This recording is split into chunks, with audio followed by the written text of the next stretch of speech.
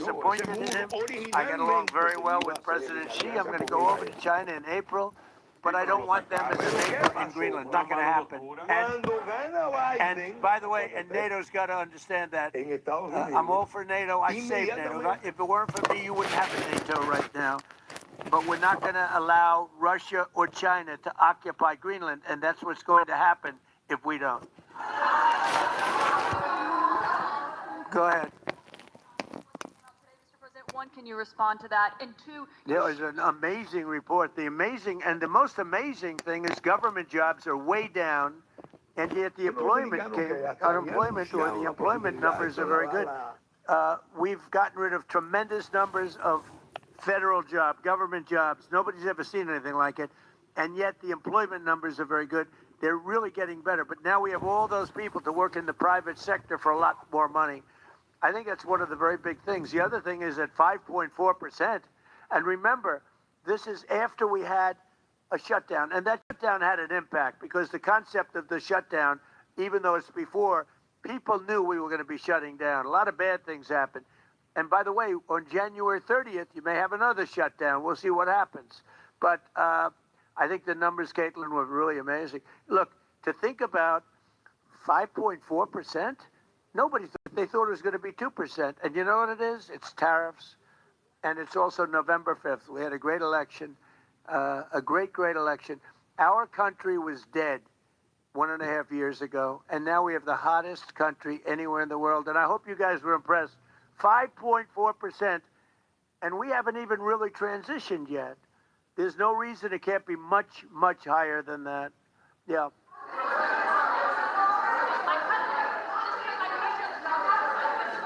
Can you respond to the manufacturing numbers? Let's give CNN a chance. You know, they've been fighting so hard to get back into the mainstream. Mr. President, you posted some numbers actually on Truth Social last night. People saying you posted the job data early when you're not supposed to obviously share it till the next morning.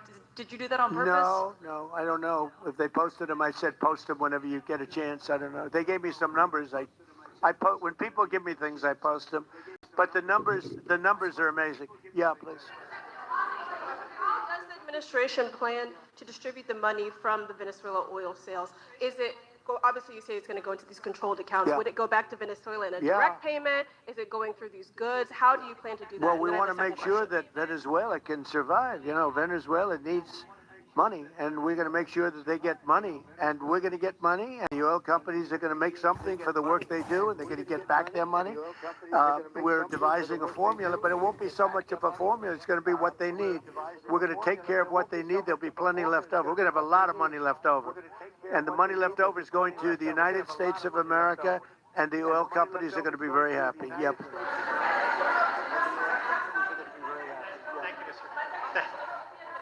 Offer a backstop to these oil companies for like financial guarantees, some sort of backstop if the country did destabilize again? That's a very interesting question. Using the word backstop, I haven't heard that word in a long time. That was at the Wharton School of Finance I last heard. That's a good term.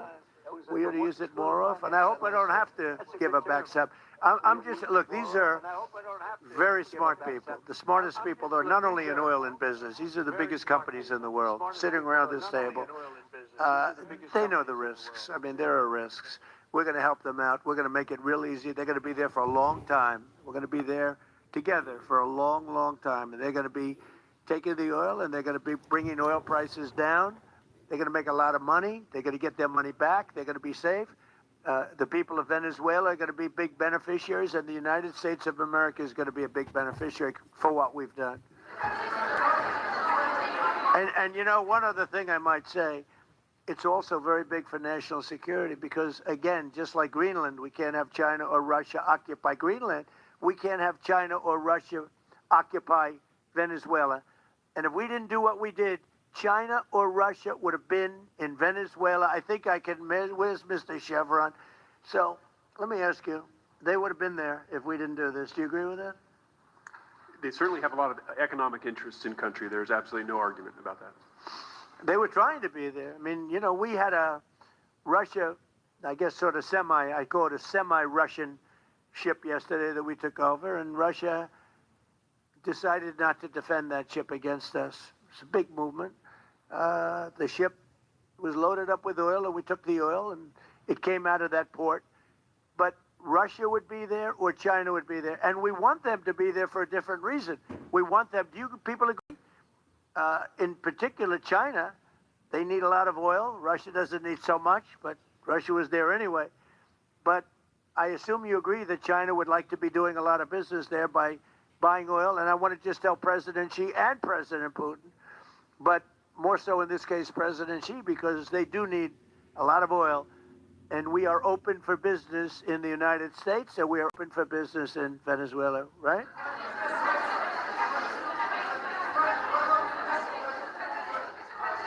Go ahead, sure. Mr. President, You know, what is your I could take questions from these people all day long. You know, they're sitting here, and generally they're very rich, very powerful, but nobody gives a damn about them.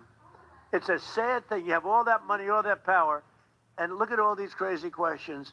We could do this all day long, and they wouldn't be satisfied. Mr. President, I have a question on today's meeting, Mr. President. We'll take a few more, I have a though. question on today's meeting, Mr. President. Let me ask you more importantly, do you have any questions from the biggest? Yes, sir. Hold it.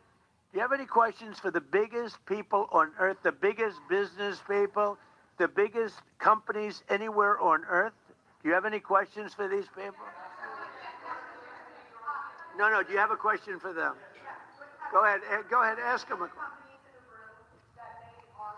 To rebuilding the oil infrastructure in Venezuela, and for the executives in the room, what do you need from the administration in order to invest? That's a good question. Do you want to go and answer that question? Yeah, Exxon, small company. I'll refer you back to the statements I made before. There are a number of legal and commercial frameworks that would have to be established to even understand what kind of returns that we'd get on the investments. So I think all the investments and the opportunity sets, I think everyone sitting around this table would have the opportunity and the know-how and the capability to make the investments. The questions will ultimately be, how durable are the protections from a financial standpoint? What do the returns look like? What are the commercial arrangements, the legal frameworks? All those things have to be put in place in order to make a decision to understand what your return would be over the next several decades that these $1 billion investments would be made on. You know, could I do this? Because we have, again, the biggest people on the planet Earth around this table, biggest companies in the world. I'd like to just ask them to introduce themselves. We'll start from this end and go around to here. And if you have anything to quickly say, we can do that. But you want to just start right over here? These two guys, we'll leave them out because they're with us. Please.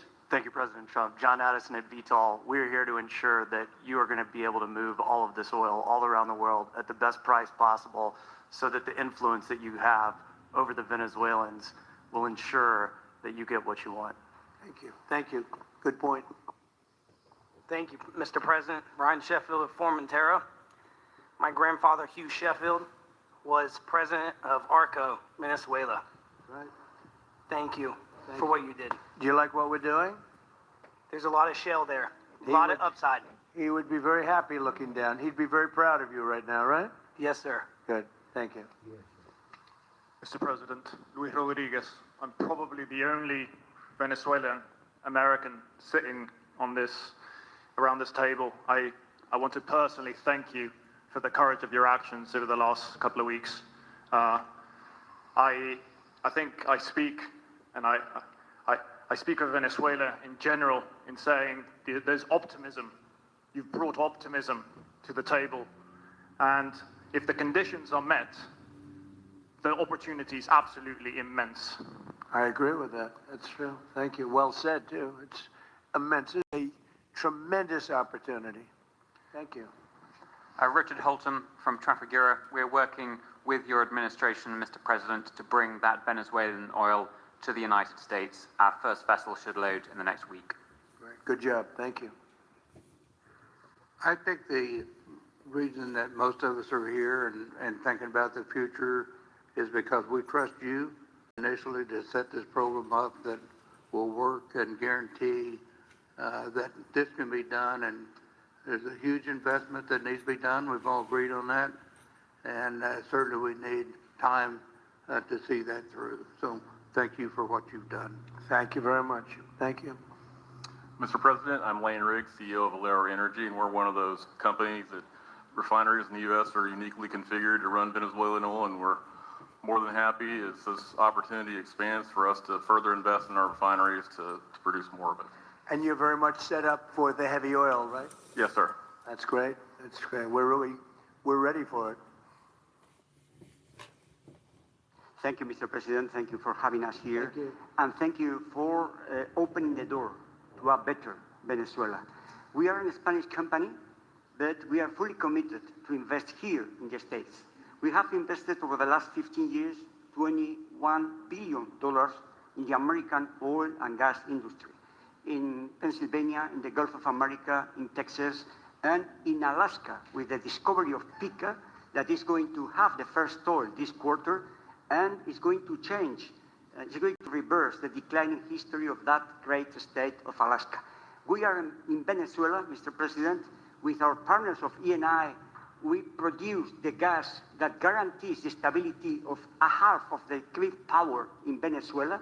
So we are committed with this stability, and on top of that, we are on the ground, we have people, we have facilities, we have technical capabilities, and I take your point, Mr. President. We are ready to invest more in Venezuela. Today, we are producing 45,000 barrels a day gross of oil, and we are ready to multiply by 3 this figure in coming 2-3 years, investing hard in the country, following your recommendation, if you allow us, of course, and in the framework, commercial and legal framework that could allow this growth. So thank you, Mr. President. Thank you. Great job you've done. Thank you. Mr. President, thank you for having me. Matt Sheehy, I'm with Tallgrass Energy. We are an infrastructure business, so whether it's oil, gas, CO2, we move that around. So most of my customers are sitting around the table, and happy to lend our expertise to what's going on in Venezuela to support the people. And obviously infrastructure is going to be critical Good job. to see it repaired. Thank you. Thank you. Mr. President, thank you. An honor to be here. Mary Ann Mannon, Marathon Petroleum. We are one of the largest U.S. refiners. On behalf of the men and women of Marathon Petroleum and of our industry, thank you and the administration for what you're doing for U.S. energy independence. We have the ability and the capability of our assets to process Venezuelan crude, and the people of Marathon Petroleum stand ready to do so. Do we need more refineries in our country? In the U.S., probably Yes. not. We have sufficient capacity. That's amazing. A lot of it was approved during my first term. We were getting you approvals that nobody could have gotten in Louisiana and other places, and they got built. Before that, it was a disaster. We didn't have the refineries. Now we do because of the first term. Please. Darren Woods, ExxonMobil. Okay, we'll go over here. Thank you, Mr. President. Jeff Hildebrand, founder and chairman of Hillcorp Energy, one of the largest private energy companies in America. Who's bigger, you or her? We're close.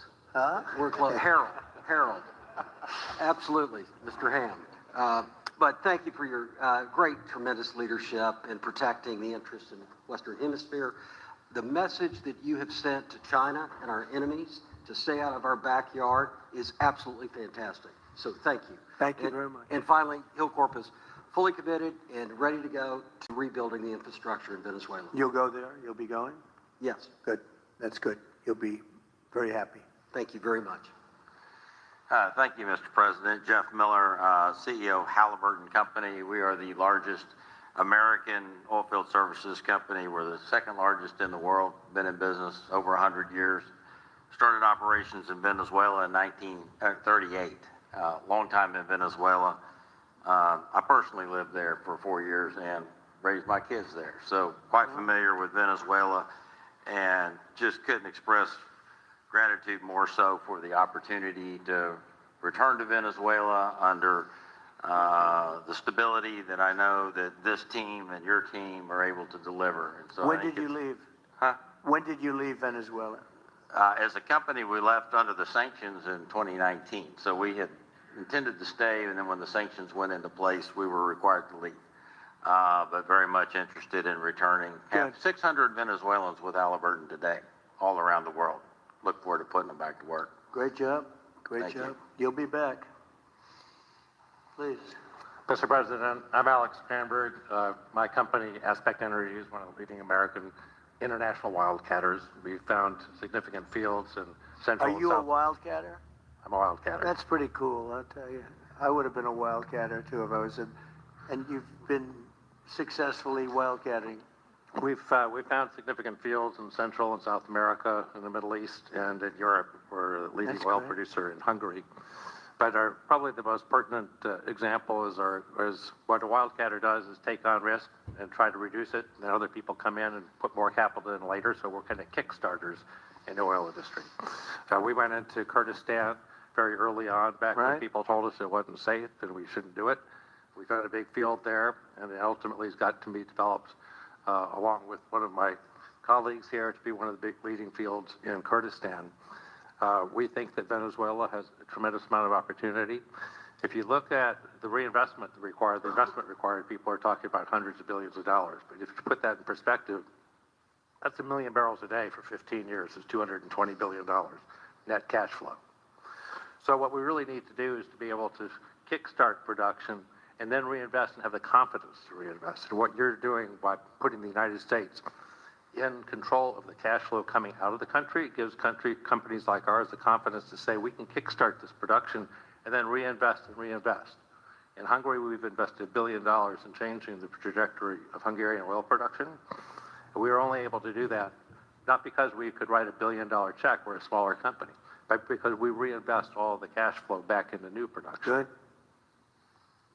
Mark Nelson with Chevron. Sure. Again. Thank you, Mr. President. I'm Claudio Scalzi, and ICO, Italy. We started working in Venezuela in 1980. We have a lot of oil, but now just the gas is flowing because it's not under sanction. And as my colleague from Repsol said, we cover more than about 50% of the electricity in the country, so that is essential. And we're doing really well. We had a situation 3 days ago with Venezuela, and we're getting along extremely well with the people of Venezuela, both the people and the people that are running Venezuela. I just want to thank our military. What they've done is incredible. That was considered unprecedented, to go into a military fort with thousands of soldiers and others, and to come in with 152 planes going every which way, and very rapid speeds, helicopters, and to come out with no deaths and the loss of no equipment. It was pretty amazing. Nobody's seen anything like it. I was called by the leaders of numerous countries. I won't go into which ones, but the biggest and the strongest, and they said that was very impressive. They were all impressed.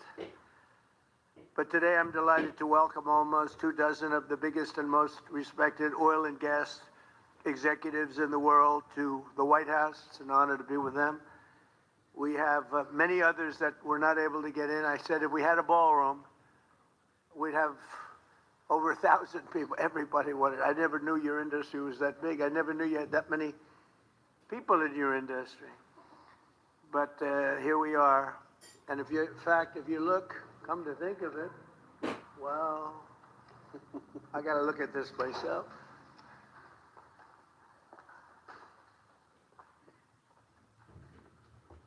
Wow. What a view.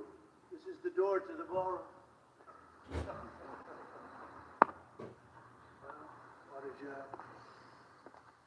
Unusual time to look, but I figure we might as well do it. If the fake news would like to go back and take a look, you can, but you'll see a very big foundation that's moving. We're ahead of schedule in the ballroom and under budget. It's going to be, I don't think there'll be anything like it in the world, actually. I think it'll be the best. We went from, this is, as you know, our biggest room, which would seat 100 for dinner, maybe, if you're lucky, if you're nice and tight. And the ballroom will seat many. And it'll also take care of the inauguration with bulletproof glass, drone-proof ceilings, and everything else, unfortunately, that today you need. So we're going to discuss how these great American companies can help rapidly rebuild Venezuela's dilapidated oil industry and bring millions of barrels of oil production to benefit the United States, the people of Venezuela, and the entire world. And yesterday, the number is 30 million barrels. I can't even, is that a correct number? 30 million barrels. You hear that, Peter? of oil was given to us by Venezuela. That's a lot of oil. It's about $4 billion worth, and it's on its way to the United States right now. And we want to thank Venezuela for that. And we're working very well with them, obviously, or they wouldn't have been so generous. But they respect us again. They didn't respect us at all before. So that's money that goes to the United States. Some will go to Venezuela. And some will go to the oil companies, but not that, because that's already been extracted. So you're not getting any of that. But when you start extracting, you'll get. But it's tremendous reserves, among the biggest in the world. Some people say it is the biggest in the world. And we're going to be working with Venezuela. We're going to be making the decision as to which oil companies are going to go in, that we're going to allow to go in. Going to cut a deal with the companies. We'll probably do that today or very shortly thereafter with Chris and Doug. And we're dealing with the country, so we're empowered to make that deal. And you'll have total safety, total security. One of the reasons you couldn't go in is you had no guarantees, you had no security, but now you have total security.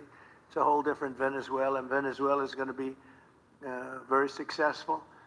And the people of the United States are going to be big beneficiaries because we're going to be extracting, numbers of, in terms of oil, like, few people have ever seen, actually. So you're dealing with us directly. You're not dealing with Venezuela at all. We don't want you to deal with Venezuela. Let me thank Vice President J.D. Vance, who's doing a fantastic job. Secretary of State Marco Rubio, likewise, a fantastic job. I have good people. I like them better than my first group. But we had a great, despite that, we had a great first term. We had some great people there, too, by the way. But we had a great first term. We had the greatest economy in the history of our country in the first term, but this is blowing it away. And you haven't seen anything yet. Everyone's been shocked by the numbers, 5.4% GDP. And that's despite the fact that we were badly hurt by the Democrat shutdown, of which they'd like to see if they could shut it down again. Secretary of the Interior, Doug Burgum, who's fantastic. Secretary of Energy, Chris Wright, recommended by Doug as being the greatest oil man anywhere in the world, because I wanted Doug for that job. Energy, and Doug said, no, sir, there's a man named Chris Wright. I said, who the hell is Chris Wright? He said he's the most talented oil man anywhere in the world. I doubt you can get him, because typically oil men make a lot of money, and women. They make a lot of money, but Chris came. You took one of the greatest salary cuts probably in history, Chris, right? But he's a fantastic person, loves our country, and many other important members of this team.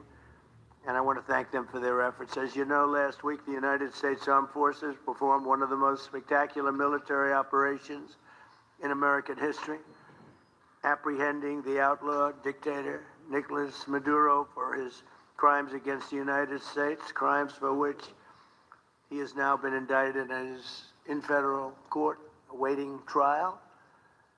And he killed many people, millions of people, actually, and allowed jails, prisons, mental institutions, insane asylums, drug dealers, drug addicts to pour into our country totally unchecked because of Sleepy Joe Biden's policy of open borders, the stupidest thing I've ever seen. We're getting them all out.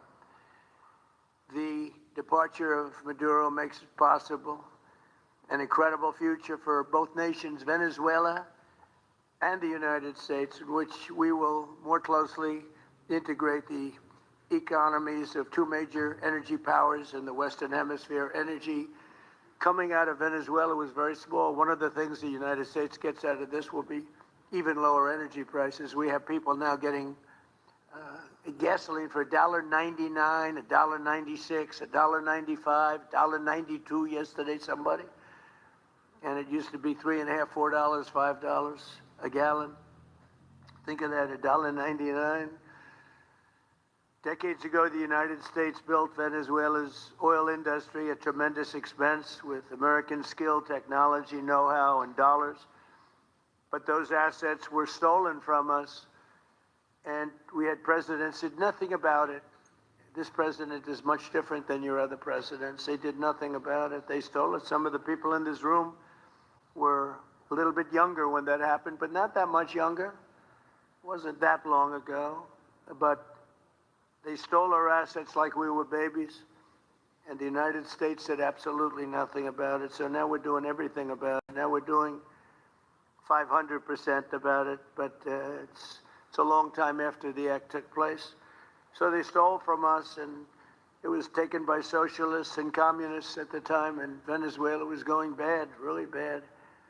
And as much oil as they have, they're producing almost nothing, which is just a system. So we're really, if you look at it, we're taking back what was taken from us.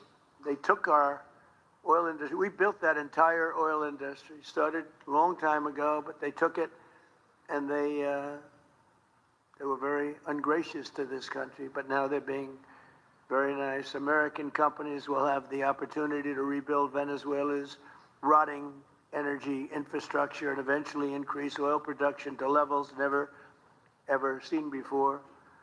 When you add Venezuela and the United States together, we have 55% of the oil in the world.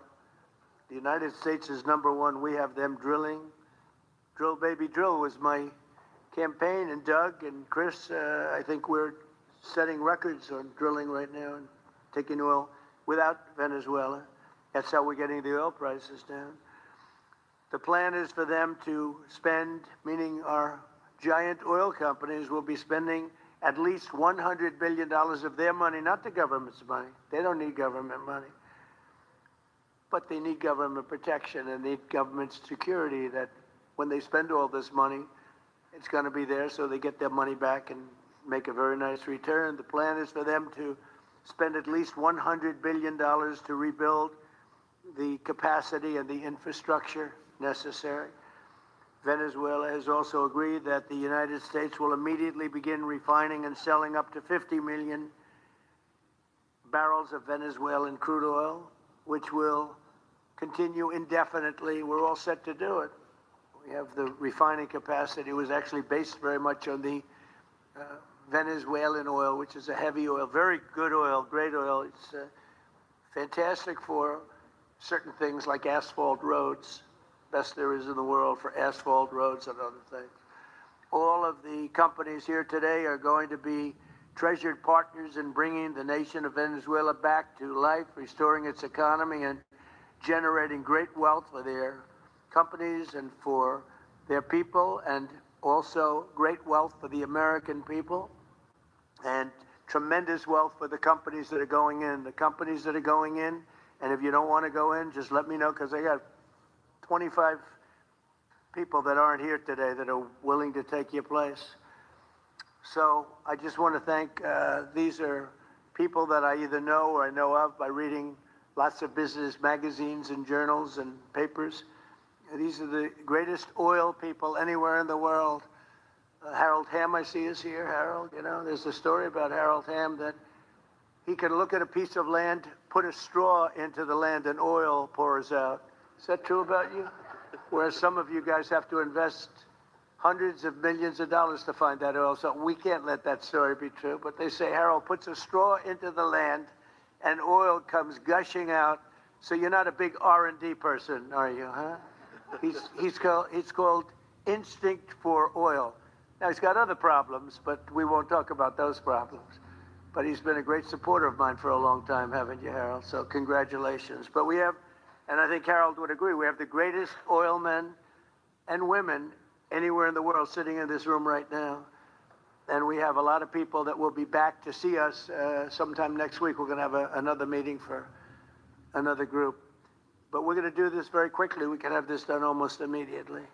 So I'd like to thank you all for being here. I'd like to invite Vice President Vance to say a few words, followed by Secretaries Rubio, Burgum, and Wright. And then we'll have a few words from representatives that are here and to discuss their ideas, a couple of them. We have Chevron, which has been, where's Chevron? Where are you? Far right. No, I thought you had a better location. You were the only one that was there for all that. I used to call you and say, what the hell is going on with Venezuela? He stuck it out. I don't know if you made money or not, but you stuck it out. I got to give you a lot of credit for that. Mark Nelson, thank you very much. Exxon CEO Darren Woods. Darren, thank you very much. How's Exxon doing? Okay. They'll do a lot better now, won't they, huh? Exxon's been amazing. It's been an amazing company. And ConocoPhillips CEO Ryan Lance, thank you very much. So you guys could say something, and then we'll take some questions from the press. And if anybody else would like to speak, we'll have you speak. We have all the time in the world. This is a big subject. This is massive wealth, and more importantly than massive wealth, it leads to lower taxes and a lot of jobs for Americans and for Venezuelans, but for Americans in this case. And I just, again, appreciate you all being here. And I'd like to ask JD to say a few words, please. Thank you. Thank you, Mr. President. And thanks to everybody for being here. You know, as a Marine Corps veteran for my entire lifetime, presidents, and let's be honest, they were Democrats and Republicans, would send the American military to far-off places. They would get us involved in these endless quagmires. They would lose hundreds or thousands of American lives, and the American people would get nothing out of these misadventures. And now you have an American president who's empowered the American military to stop the flow of drugs into our country and to ensure that we, as opposed to our adversaries, control one of the great energy reserves that exist anywhere in the entire world. And he did it without losing a single American life in the process. It was an amazing operation. It's going to make our country richer. It's going to make our country more powerful. It's going to make our country safer. And it's going to lead to the decline, the further decline of drug overdose deaths in the United States of America. An amazing thing, and I'm happy to be here to talk about how we can make it an even bigger and better operation for the American people. Thank you, sir. Thank you very much. Marco? Thank you, Mr. President. And I think this is a reminder that everything this president does, everything President Trump does is with the American people in mind. It was not in the national interest or national security of the United States and of our people to have in our own hemisphere a country, not just with vast energy reserves, but controlled by an indicted narco-trafficker who flooded our country with illegal immigration, including drug gang members, openly cooperated with drug gangs, and by the way, stole the wealth of that country to fund a repressive regime and also benefit adversaries such as Iran. All of that is now changing. As part of this process, the first phase, of course, is the phase we're in now, which is the stabilization phase. We do not want to see destabilization in the country. We're working very cooperatively with the interim authorities there to provide a market for the sale of the wealth of Venezuela in such a way that benefits the people, both of the United States, but also the people of Venezuela. And as a reminder to everyone, the president announced this just 2 days ago. Every penny, everything they buy with the money that they're making from the oil now, Mr. President, will be bought from America. And that includes everything from equipment for the oil industry to food to medicine and everything in between.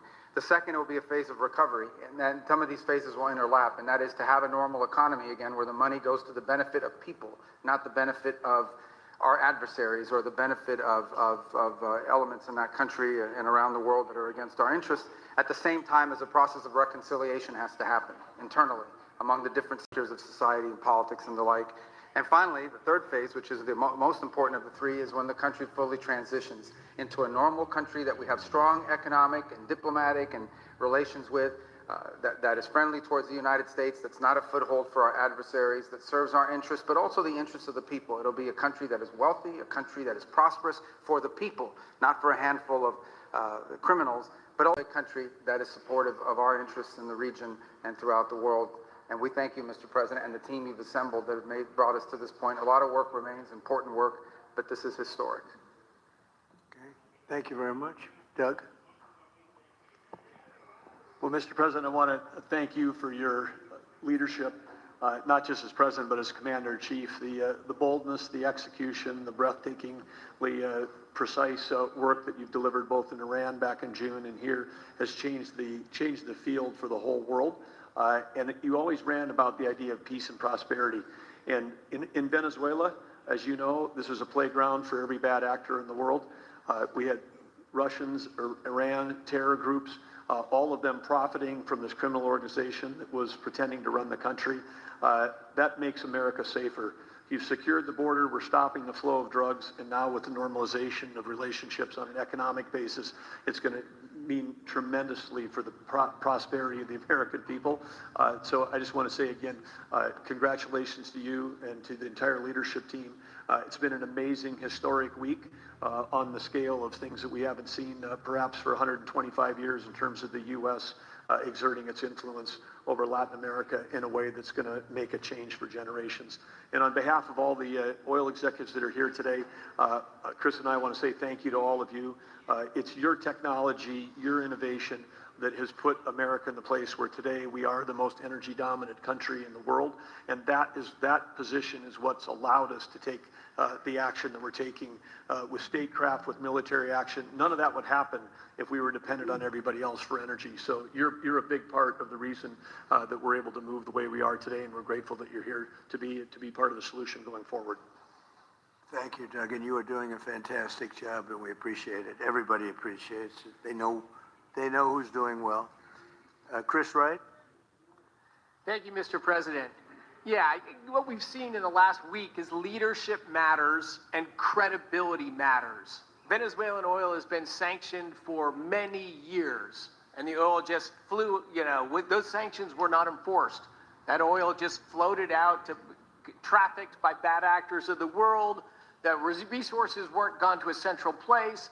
The corruption and decline of Venezuela has been a crisis for the people of Venezuela, and as Secretary Rubio said, massive spillover effects in the United States, in crime, in drugs, in kidnappings, and in taking a huge resource base and making it not exploited, not developed. The whole world is a poorer, less opportunity-rich place because of that.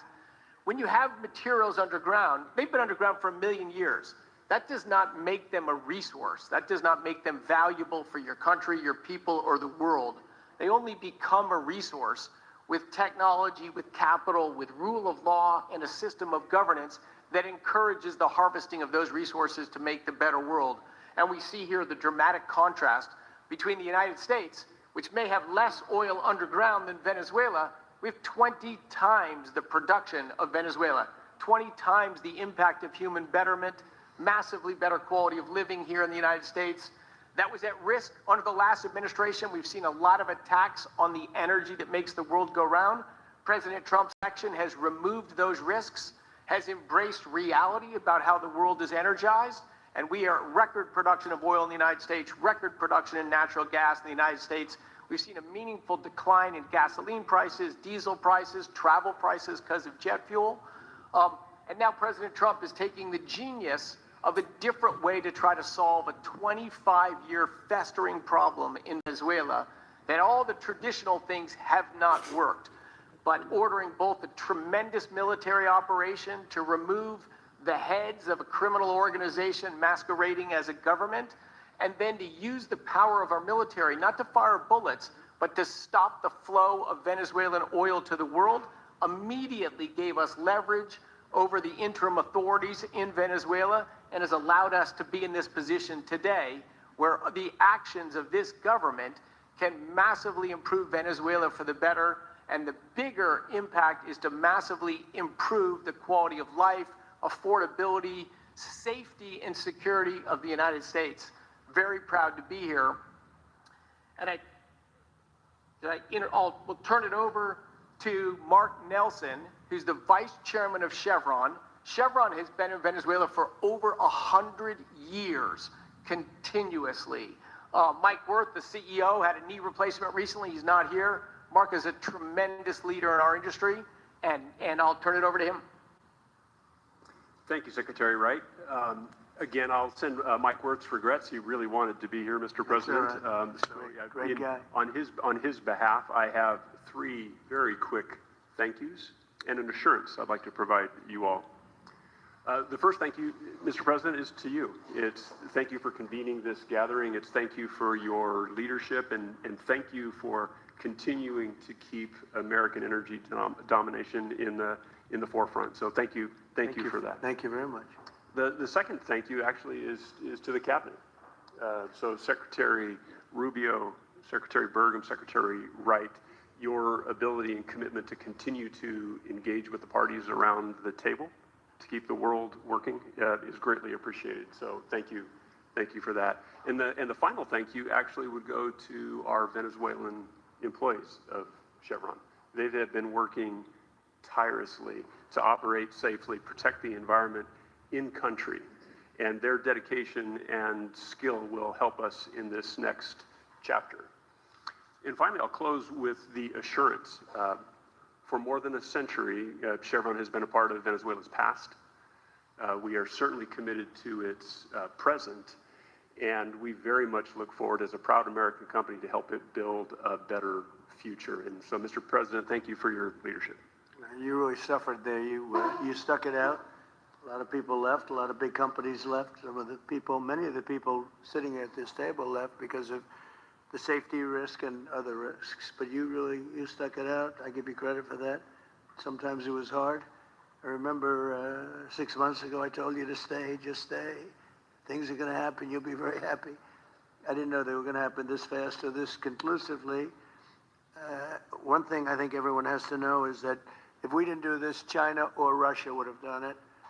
And if China or Russia were a next-door neighbor, because essentially this is not around the other parts of the world so far away where you fly in an airplane for 24 hours before you get there. This is sort of a next-door neighbor if you think about it.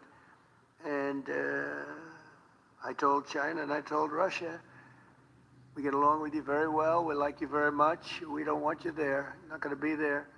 And if we didn't do it, China would have been there and Russia would have been there. Maybe they both would have been there together, but they're not going to be there now. One thing I will tell them, and I will tell you, that we are open for business. China can buy all the oil they want from us there or in the United States. Russia can get all the oil they need from us, and they do like oil, even though they produce a lot of it. But China and Russia and everybody else is able to go, and we'll be open for business almost immediately.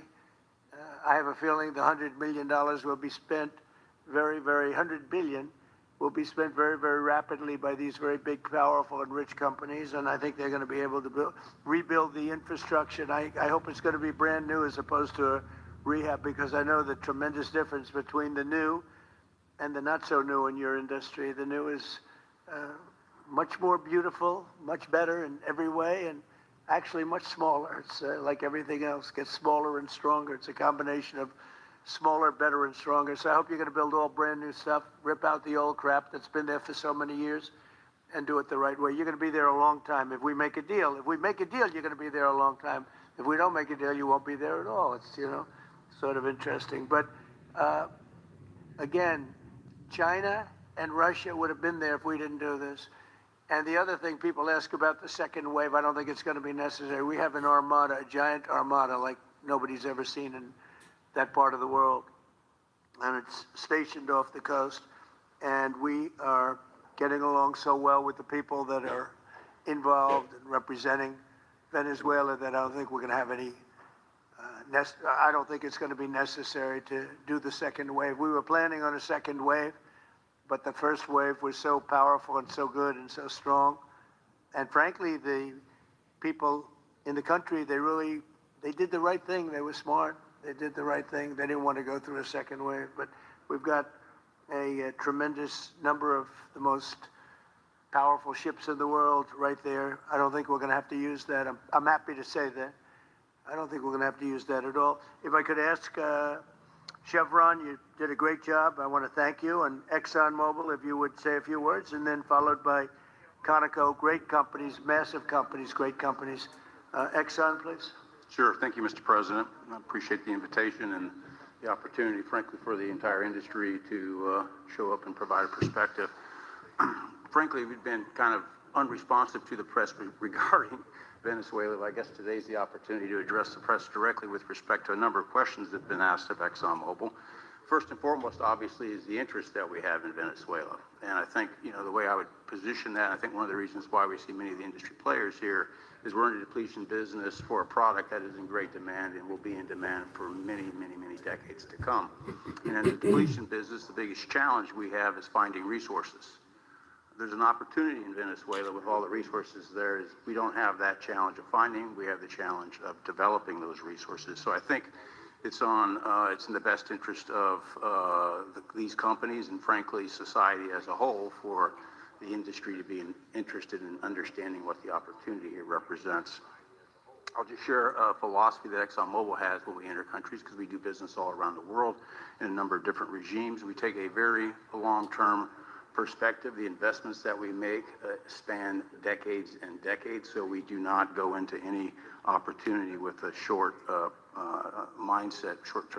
And there's a value proposition that we have to meet.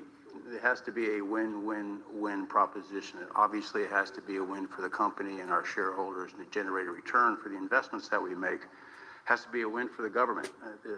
The resources are an important source of revenue that help support the people of the places that we do business. And it has to be a win for the people. We have to be wanted there and to be a good neighbor. And those three things ensure a stable, long-term platform for the large investments that we make for the long term. With respect to Venezuela in particular, we have a very long history in Venezuela. In fact, we first got into Venezuela back in the 1940s. We've had our assets seized there twice. And so you can imagine to re-enter a third time would require some pretty significant changes from what we've historically seen here and what is currently the state. If we look at the legal and commercial constructs and frameworks in place today in Venezuela, today it's uninvestable. And so significant changes have to be made to those commercial frameworks, the legal system. There has to be durable investment protections, and there has to be a change to the hydrocarbon laws in the country. We're confident that with this administration and President Trump working hand in hand with the Venezuelan government, that those changes can be put in place. And with respect to the Venezuelan government, that perspective we don't have the view on. We haven't talked to the Venezuelan government, and obviously we have yet to assess the people's perspective with respect to ExxonMobil entering the country. In the short term, there are things that can be done while these longer term issues are being worked. For us, we haven't been in the country for almost 20 years. We think it's absolutely critical in the short term that we get a technical team in place to assess the current state of the industry and the assets, to understand what would be involved to help the people of Venezuela get production back on the market. With the invitation of the Venezuelan government and with appropriate security guarantees, we are ready to put a team on the ground there. We also have a integrated set of capabilities from production to refining to trading, and I think we can be of assistance to getting the Venezuelan crude to market and realizing a market price to help again with the financial situation in Venezuela. So those are my short-term perspective that I have. I'd say maybe close with a thank you, Mr. President, for the work that you've done to secure not only the national security but the energy security of the region. And then thank you, Secretary Rubio, Secretary Wright, Secretary Burgum, for your leadership in this matter. Thank you. How long would it take you, Darren, as Exxon to, if we make a deal, how long would it take you to get in there and get started? Well, the first step, this technical team, as I talked with Secretary Wright earlier this week, we started from the beginning to put the team together so that if and when it was needed, we could hit the ground almost immediately. So we can hit the ground and within the next couple of weeks start the assessment. And then from there, we need to understand. That's what we want. We want speed and quality. That's what we want. Thank you, Darren. And Conoco, Ryan. Thank you, Mr. President. Appreciate the opportunity to be here too. You've assembled a great team, and our congratulations as well for removing one of the terrible people in the world and bringing them to justice. It was quite amazing. I think you've given hope to the people of Venezuela again, which I think is quite remarkable. And we've been on the other end of that despot regime a long time. Our assets were expropriated. I had a little bit more hair when that happened. And, you know, I think we're the largest non-sovereign credit holder in Venezuela today. So we're at a bit of a different situation, but I think your big and bold idea to use energy commerce instead of conflict is something that could make a real big difference in Venezuela. And our company certainly stands ready to help in that endeavor. Encourage you to continue to think bigger and even bolder. And we've had some discussions with your energy team about that as well. As we think about the other people that need to be in this room and in this discussion are the banks, and including probably the Exim Bank, as we think about how the debt needs to be restructured and the financing to deliver the billions of dollars that are required to restore their energy infrastructure. And I think as we think that big and bold, we need to be also thinking about even restructuring the entire Venezuelan energy system, including PDVSA. And I think if we can do that and think bold, there's an opportunity to be quick, fast, and restore the quality of what's happened in Venezuela, or what's been lost in Venezuela over the course of the last 25 years. So thank you for this opportunity. Well, thank you very much, and you'll get a lot of your money back. We're going to start with an even plate, though. We're not going to look at what people lost in the past, because that was their fault. That was a different president. You're going to make a lot of money, but we're not going to go back. You left a lot of money behind, I guess, huh? What number? 12 billion. How much? 12 billion. Well, good write-off. It's already been written off. It's been written. All right, thank you, Mary. You'll make it back one way or the other. You're all going to do very well. I think really very well. Marco just gave me a note. Go back to Chevron. They want to discuss something. Go ahead. I'm going back to Chevron, Marco. Thank you, Marco. Was there a question, Mr. President? Yes, go ahead, Marco. What are you saying here? Mark, if you can update us on operations in the ground and with the appropriate approvals, what you might be able to achieve in the next 12 to 18 months, give us a little view from the ground. You bet. So today, Chevron has 3,000 employees in 4 different joint ventures in Venezuela today. And over the past 5 to 7 years, they've taken production from about 40,000 barrels a day to 240,000 barrels a day, essentially getting those facilities and that equipment up to standards that would be something that people in the room would be more accustomed to. Given the work we've done with Secretary Wright and Secretary Burgum and even Secretary Bessent, I think we have a path forward here very shortly to be able to increase our liftings from those joint ventures 100%, essentially effective immediately. We are also able to increase our production within our own disciplined investment schemes by about 50% just in the next 18 to 24 months. And that's just leveraging what's on the ground. So to Secretary Rubio's comments about phase 1, this is taking the momentum of improvements we've already made there locally and building on those and creating more momentum for the people of Venezuela. Do you think you have an advantage being there? You've been there by the skin of your teeth. It's been tough for you to be there. But do you think you have an advantage over the other people in this room by the fact that you are there? Yeah, I think there are, Mr. President, I think there would be days where it didn't feel like an advantage, and there are days where it does feel like an advantage. But having people on the ground today that care desperately about the people of Venezuela and know how to operate the assets that are there, that is a definite advantage today. Would you say the best locations are available, or would you say the best locations are already sort of worked, even though they're in very bad shape? The best locations for finding oil, the best locations for oil. There are more opportunities than not, Mr. President. With 300 billion barrels of reserves and resources in country, there are lots of opportunities for many companies. Will you be building new, or will you be using the old infrastructure that you have? Yeah, today it's a little bit of a mix, but today it's mostly us taking the equipment of today, getting it to the standards that we are accustomed to your comments about making it how it should be today. Most of the investments that we've been making are about getting it up to our standards.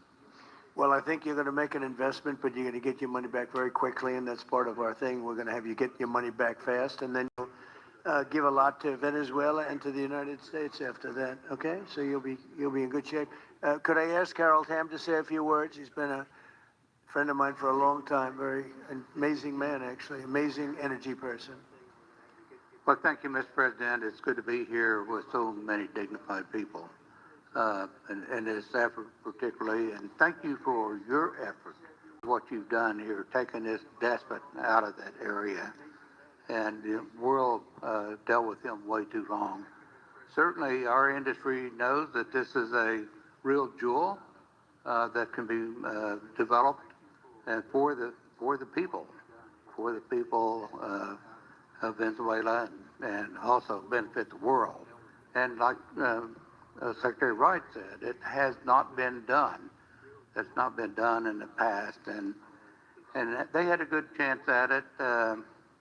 brought someone in that totally took it down, as everybody knows here, and that was Chavez. And we know what happened to him finally, but that ruined the industry in Venezuela, and all of us know how that happened, ended very well, very, very wrongly.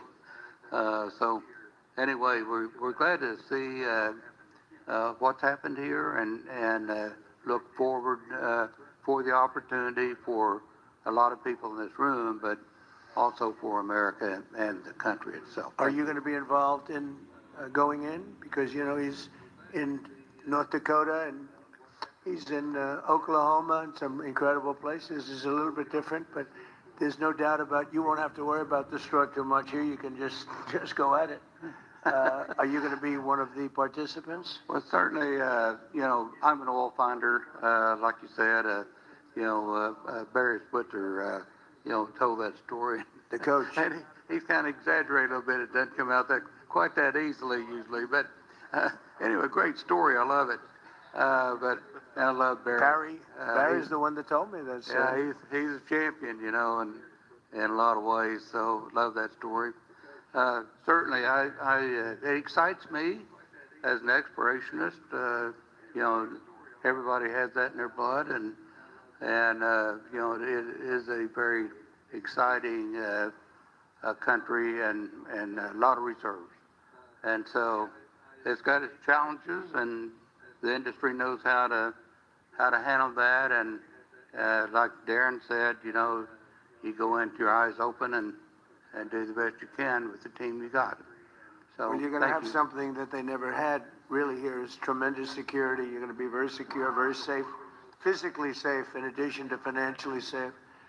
So it's good to see you, Harold. Thank you very much. Does anybody have anything to say before we get to the press?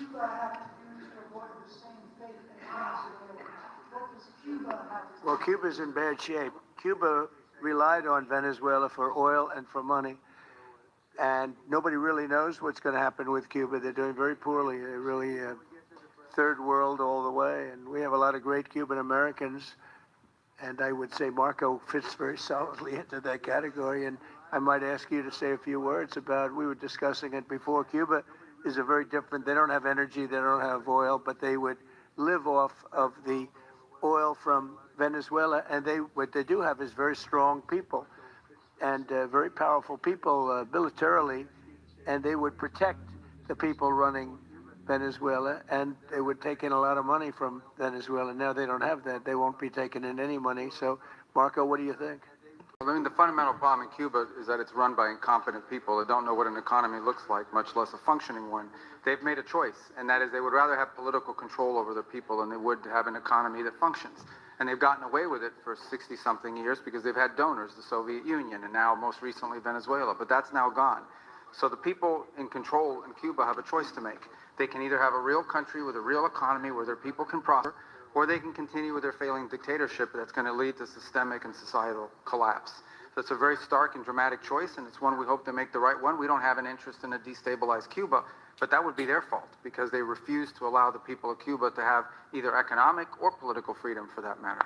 And you have a lot of people in this country that want to go back to Cuba and help Cuba. A lot of people have left, they came in penniless, they didn't have anything, and they become very rich people in our country, and they want to very much go back and help Cuba. So that's something that Cuba has that a lot of other places don't have. Peter?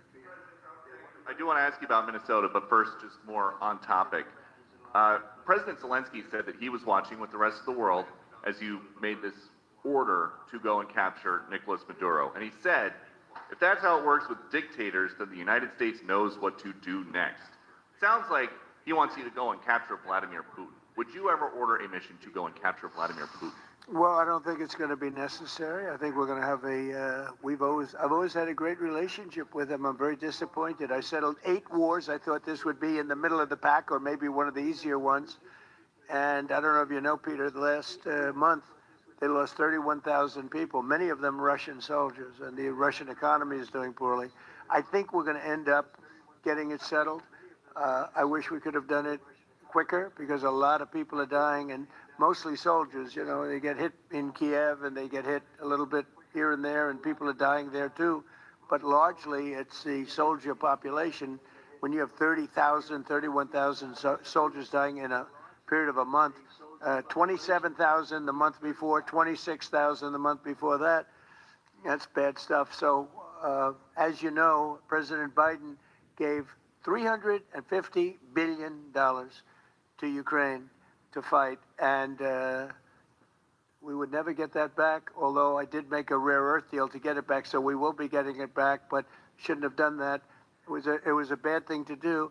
I will say that right now, because I was able to get NATO to up GDP from 2% to 5%, NATO's got a lot of money, and they're paying for everything. We're not losing any money. We're making a lot of money, I guess, if you think of it, because we're selling them military equipment. They're probably giving it to Ukraine. But we're selling them to NATO military equipment. We're getting full price and all of that. But that's not a big deal to me. What is a big deal is stopping a war where 30,000 people are being killed every single month. On Minnesota, the vice president yesterday suggested that Renee Good, who was killed by this ICE officer, was part of a broad left-wing network. What has your team told you about this broad left-wing network? Who is in charge of it? Who's part of it? What's it called? Well, I haven't seen the vice president's statement, but he's generally very accurate. I hate to say it. Look, I watched that yesterday, and there were a lot of different forms to it. But there was a woman screaming, "Shame, shame, shame, shame." She was a agitator, probably a paid agitator, but in my opinion, she was an agitator, a very high-level agitator, so professional. She wouldn't stop screaming. I said, this isn't a normal situation. This is a professional troublemaker, because you heard it and I had it. Now, I will say this. The news sort of turned her down, turned her off, because you're trying to watch. She was so loud and so crazy and just not normal. When somebody sees something like that, they don't go screaming and the same words. So I guess you could say professional, but I didn't think she did a very good job. You have agitators, and we will always be protecting ICE, and we're always going to be protecting our Border Patrol and our law enforcement. Yeah. In your conversations with these oil executives today, did you provide any security guarantees so that they can do their work safely in Venezuela? Yeah. And separately, Mr. President, they will have those guarantees, yes. And separately, Mr. President, I'm curious in terms of the future of Venezuela. Do you see Venezuela, now led by Delcy Rodriguez, as an ally of the U.S.? Is that the way that you view that country right now? They seem to be an ally, and I think it'll continue to be an ally, and we don't want to have Russia there. We don't want to have China there. And by the way, we don't want Russia or China going to Greenland, which if we don't take Greenland, you're going to have Russia or China as your next door neighbor. That's not going to happen.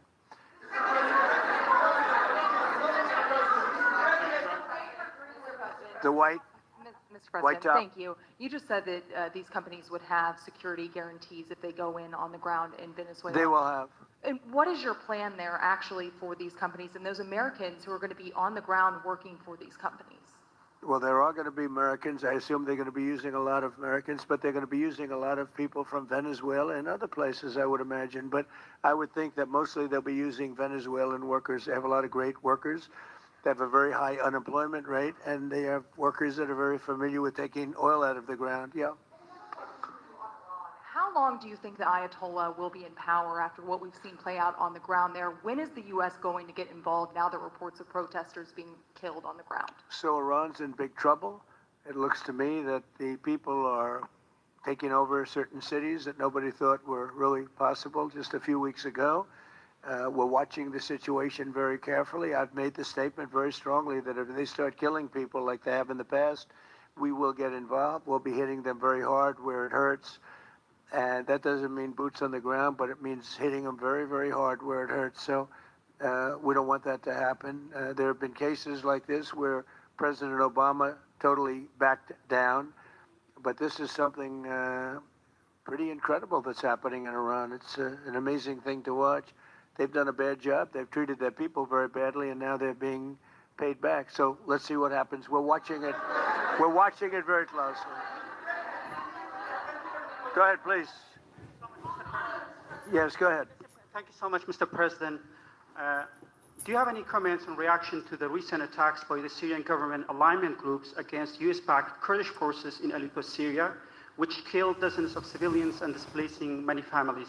Does your administration bring peace between the Kurds and the Syrian government? I want to see peace, yes, I do. The Kurds and the Syrian government, we get along with both, as you know very well.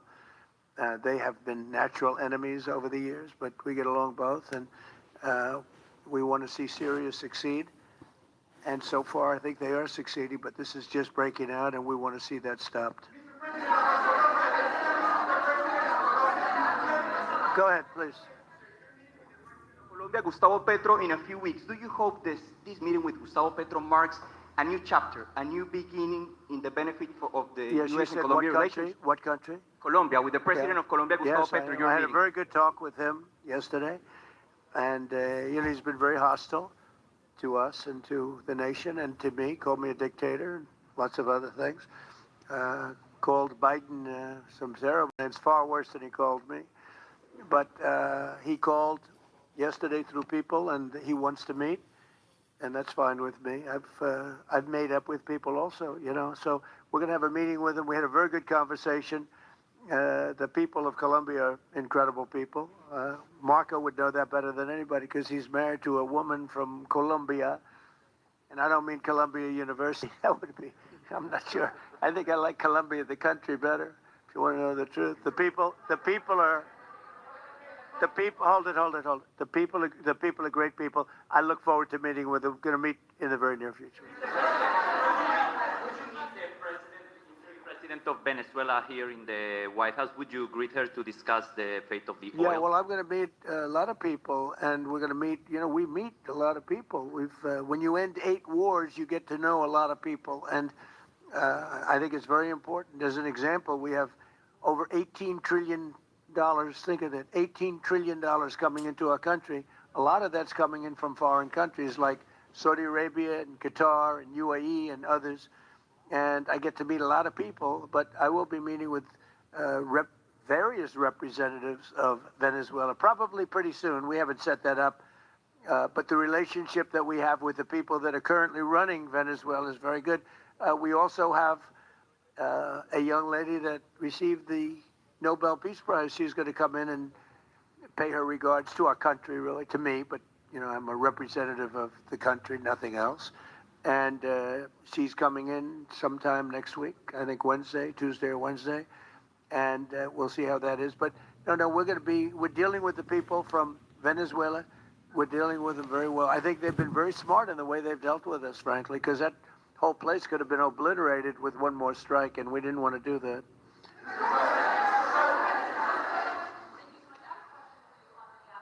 Venezuela and your meeting with Machado next week, if she gives you her Nobel Peace Prize, will that change your view about her running that country?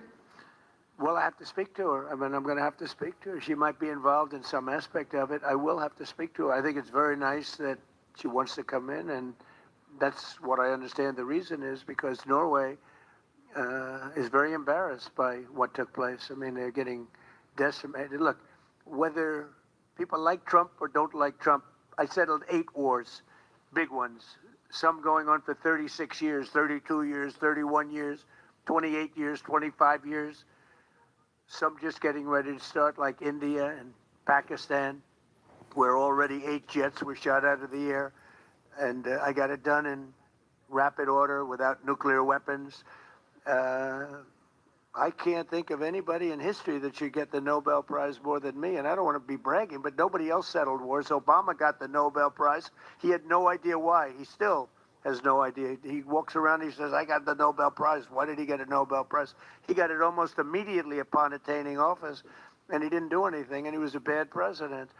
So, I mean, you should get the Nobel Prize for every war you stopped. These were major wars. These were wars that nobody thought could be stopped. President Putin called me, and he said about 2 of the wars that he's been trying to stop them for 10 years. He wasn't able to do it. He couldn't believe it. So in theory, you should get the Nobel Prize for every war you stopped. Every one of them was major. But I don't care about that. What I care about is saving lives. I've saved tens of millions of lives. The Prime Minister of Pakistan came here, and he made a very public statement. He said that President Trump saved minimum 10 million lives having to do with Pakistan and India, and that was going to be raging. So, you know, but I'm honored that she's coming here. I look forward to meeting her, yes. Go ahead. The state officials there have said that the FBI is not sharing evidence with them. Typically, they would conduct a joint investigation, as you know. Do you believe that the FBI should be sharing evidence with state officials in Minnesota? Well, normally I would, but they're crooked officials. I mean, Minneapolis and Minnesota, what a beautiful place, but it's being destroyed. It's got an incompetent governor, fool. I mean, he's a stupid person. And it looks like the number could be $19 billion stolen from a lot of people, but largely people from Somalia. They buy their vote. They vote in a group. They buy their vote. They sell more Mercedes-Benzes in that area than almost. Can you imagine? You come over with no money, and then shortly thereafter you're driving a Mercedes-Benz. The whole thing is ridiculous. So they're very corrupt people. It's a very corrupt state. I feel that I won Minnesota. I think I won it all 3 times. Nobody's won it since Richard Nixon won it many, many years ago. I won it all 3 times, in my opinion. And it's a corrupt state, a corrupt voting state. And the Republicans ought to get smart and demand on voter ID. They ought to demand maybe same-day voting and all of the other things that you have to have to safe election. But I won Minnesota 3 times, and I didn't get credit for it. I did so well in that state every time. The people were crying every time after. That's a crooked state. California is a crooked state. Many crooked states. We have a very, very dishonest voting system. The last time I won, 24, the one that just took place, I won because it was too big to rig. You couldn't rig it. It was too big. But I won the state of Minnesota. It's a corrupt voting system with an incompetent governor, a very incompetent governor. And by the way, he's a very corrupt governor, too. Go ahead. I have a question on Iran, but first, very quickly on Venezuela. How do you provide total security guarantees to these companies without putting U.S. boots on the ground? Well, we're going to work with the Venezuelan leaders and people, and we're going to have a very safe group. And they're going to also bring over some security with them. You know, these are not babies. These are people that drill oil in some pretty rough places. I could say a couple of those places make Venezuela look like a picnic. These people around the table, these are tough people. They go into areas that you wouldn't want to go. They go into areas that if they invited me, I'd say, no thanks, I'll see you back in Palm Beach. No, this is a tough group of people. They know how to do it. But we are, in addition to that, we'll have very good security for them. We're going to make sure there's very, very good security. And I think the people of Venezuela are going to give you very good security. You know, the people... Now, I'm not talking even leadership. The people of Venezuela are going wild over this. They named a street after President Trump. What do? You attack a country and they name a street? That's never happened before. Although I heard that's also taking place in Iran. They named a street. The protesters. I just hope, you know, just God bless them. I just hope the protesters in Iran are going to be safe because that's a very dangerous place right now. And again, I tell the Iranian leaders, you better not start shooting because we'll start shooting too. With your glasses, sir, go ahead, please. Hold it. Next to you. Yes, glasses. The gentleman with the glasses. All right, thank you, Mr. President. With those very big glasses, actually. Yeah, Ferrari, actually. Mr. President, I have 2 questions. What do you want the European Union to do in Ukraine? The European leaders seem pretty divided on Ukraine. And then, if you can reiterate this great message that you have to the Iranian leader, to Khomeini, the message that you have. You're talking about Iran? Iran, yeah. What the do first I want one is on Iran Europe. to do? I'm sorry? Where are you from? Italy. Oh, nice place. Yeah. Okay. The first question So is what on are you Europe. asking about Iran for? Well, if you can answer about Europe and what you think the Europeans should do on Ukraine, and then a message. Well, look, Europe has been doing so much for Ukraine, but it hasn't been enough. And obviously that I would say that President Putin is not afraid of Europe. He's afraid of the United States of America, as led by me. There's no fear of Europe. You know, Europe's fallen behind. And Europe, and JD said it very strongly, I don't know, he took a lot of heat but I didn't give them any heat. Europe is a different place. Europe is changing. Europe has got to get its act together. I love Europe. I guess I came from Europe, essentially. I have my roots are in Europe, but Europe is a different place. They have to get their act together. Now they've said they have a great NATO leader, and they've gone up to 5% from 2% GDP. That's a big step. But they have to be very careful with their immigration policy, and they have to be very, because, you know, I will just say, to be nice, that there are certain places in Europe that are very important that are no longer recognizable. I'm being very nice. I'm being very diplomatic when I say that. They are not recognizable. And they have to be careful on energy because they're putting windmills all over the place and losing a fortune.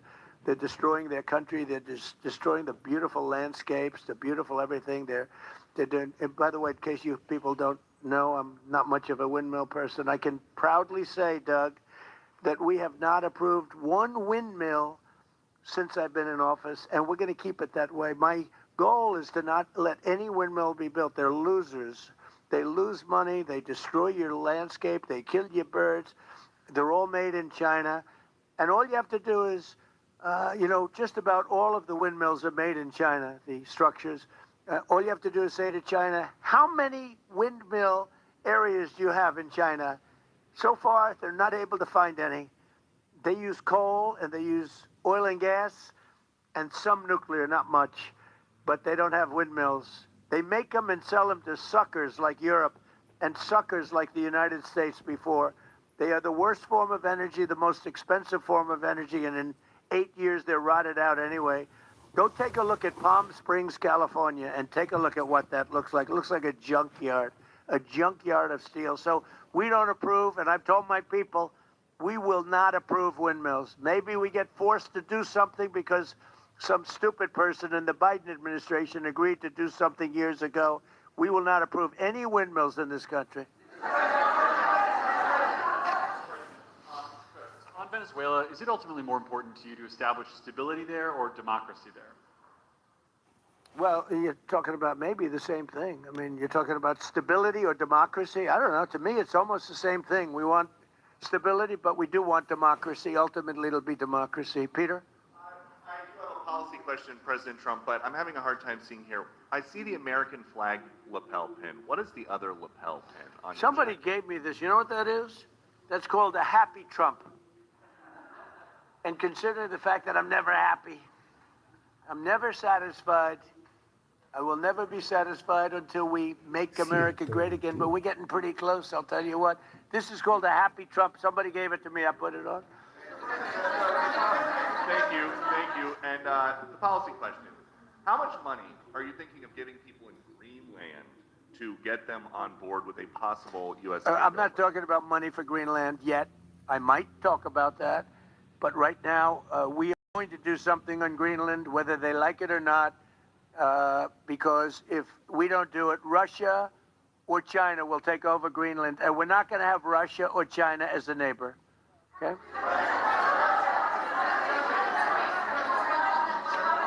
I would like to make a deal, you know, the easy way, but if we don't do it the easy way, we're going to do it the hard way. And I'm a man, and by the way, I'm a fan of Denmark too. I have to tell you, and you know, they've been very nice to me. I'm a big fan, but you know, the fact that they had a boat land there 500 years ago doesn't mean that they own the land. I'm sure we had lots of boats go there also, but we need that because if you take a look outside of Greenland right now, there are Russian destroyers, there are Chinese destroyers and bigger, there are Russian submarines all over the place. We're not going to have Russia or China occupy Greenland, and that's what they're going to do if we don't. So we're going to be doing something with Greenland, either the nice way or the more difficult way.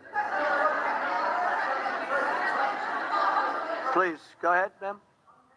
Mr. President, why is it so important to you to own it when you have a military presence there, which you could expand to affect security? Because when we own it, we defend it. You don't defend leases the same way. You have to own it. And, you know, with a nation, look at what happened with Obama, with that horrible deal they made with Iran. It was a short-term deal. It was like a 9-year deal. Countries can't make 9-year deals or even 100-year deals. Countries have to have ownership. And you defend ownership, you don't defend leases. and we'll have to defend Greenland. If we don't do it, China or Russia will. It's not going to happen. We are not going to have, and I like China, I like Russia, I love the people of China, I love the people of Russia. I get along very well with President Putin, but I'm very disappointed in him. I get along very well with President Xi. I'm going to go over to China in April, but I don't want them as a neighbor in Greenland. Not going to happen. And by the way, and NATO's got to understand that. I'm all for NATO. I saved NATO. If it weren't for me, you wouldn't have a NATO right now. But we're not going to allow Russia or China to occupy Greenland, and that's what's going to happen if we don't.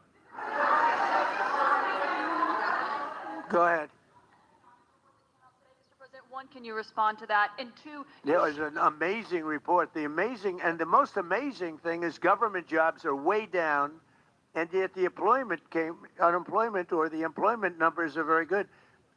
We've gotten rid of tremendous numbers of federal government jobs. Nobody's ever seen anything like it, and yet the employment numbers are very good. They're really getting better. But now we have all those people to work in the private sector for a lot more money. I think that's one of the very big things. The other thing is at 5.4%. And remember, this is after we had a shutdown. And that shutdown had an impact because the concept of the shutdown, even though it's before, people knew we were going to be shutting down. A lot of bad things happened.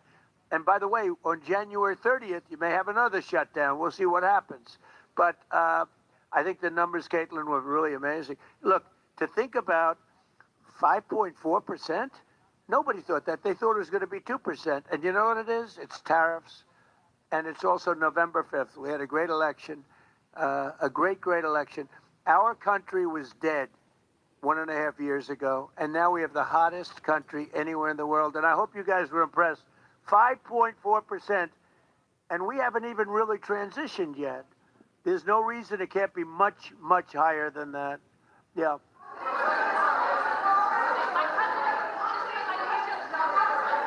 first off, can you respond to the manufacturing Let's number? give CNN a chance. You know, they've been fighting so hard to get back into the mainstream. Mr. President, you posted some numbers actually on Truth Social last night. People saying you posted the job data early when you're not supposed to obviously share it till the next morning.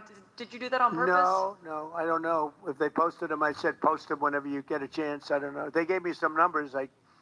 When people give me things, I post them. But the numbers are amazing. Yeah, please. How does the administration plan to distribute the money from the Venezuela oil sales? Is it, obviously you say it's going to go into these controlled accounts. Yeah. Would it go back to Venezuela in a Yeah. direct payment? Is it going through these goods? How do you plan to do that? Well, And we then I want have to a make second sure question. that Venezuela can survive. You know, Venezuela needs money, and we're going to make sure that they get money, and we're going to get money, and the oil companies are going to make something for the work they do, and they're going to get back their money. We're devising a formula, but it won't be so much of a formula. It's going to be what they need. We're going to take care of what they need. There'll be plenty left over. We're going to have a lot of money left over. And the money left over is going to the United States of America, and the oil companies are going to be very happy. Yeah, please.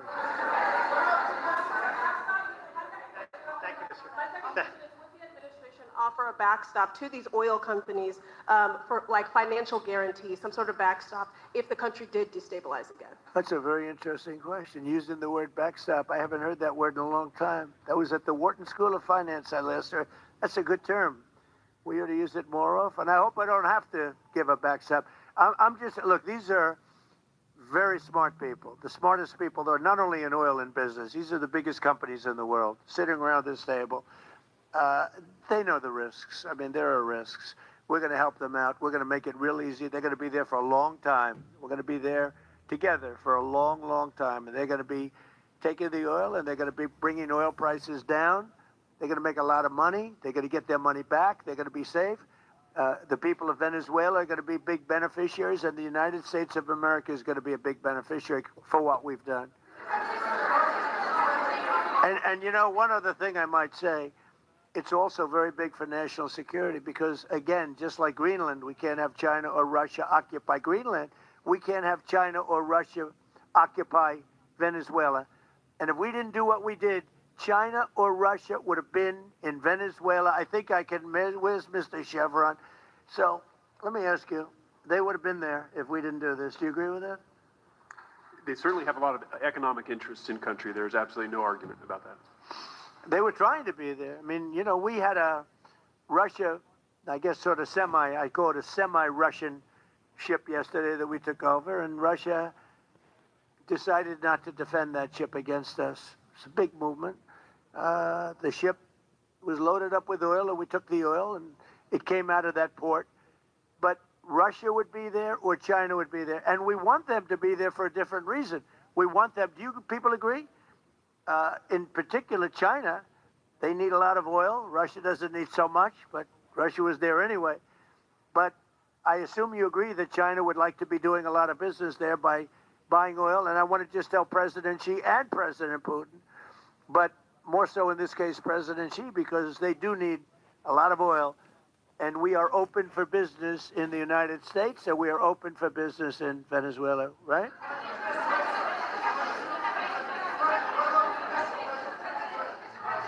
Go ahead, sure.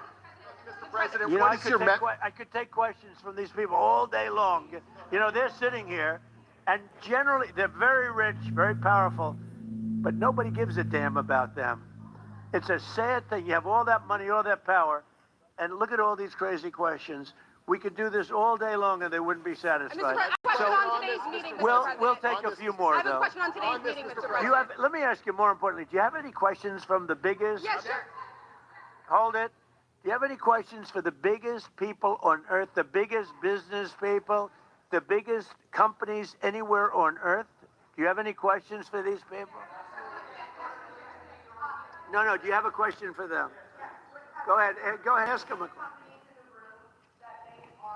To rebuilding the oil infrastructure in Venezuela, and for the executives in the room, what do you need from the administration in order to invest? That's a good question. Do you want to go and answer that question?